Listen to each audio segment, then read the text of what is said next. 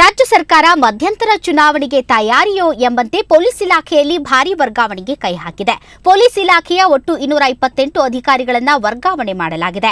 48 DYSP ಹಾಗೂ 107 circle inspector, 73 ಸಬ್ ಇನ್ಸ್ಪೆಕ್ಟರ್ಗಳು ಎತ್ತಂಗಡಿಯಾಗಿದ್ದಾರೆ.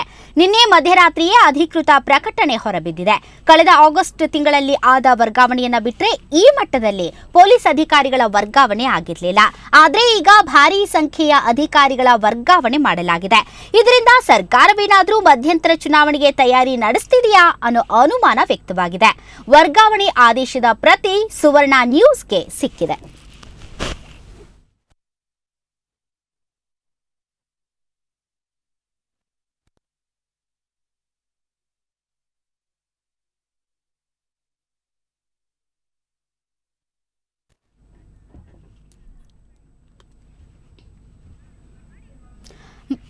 ರಾಜ್ಯ ಸರ್ಕಾರ ಮಧ್ಯಂತರ ಚುನಾವಣೆಗೆ ತಯಾರಿ ನಡೆಸ್ತಾ ಇದೆಯೋ ಅನ್ನುವಂತಹ ಅನುಮಾನ ಈಗ ವ್ಯಕ್ತವಾಗ್ತಾ ಇದೆ. ಯಾಕಂದ್ರೆ ಪೊಲೀಸ್ ಇಲಾಖೆಯಲ್ಲಿ ಭಾರೀ ವರ್ಗಾವಣೆಗೆ ಕೈ ಹಾಕಿದೆ.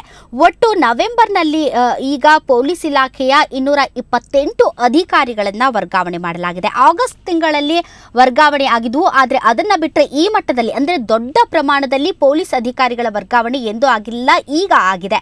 ಒಟ್ಟಾರೆ ಸರ್ಕಾರದ ಈ ನಡೆ ಮಧ್ಯಂತರ ಚುನಾವಣೆಗೆ ಏನಾದರೂ ತಯಾರಿ ನಡೆಸ್ತಾ ಇದೆಯಾ ಅನ್ನುವಂತಹ ಅನುಮಾನಕ್ಕೆ ಏಡು ಮಾಡಿಕೊಟ್ಟಿದೆ.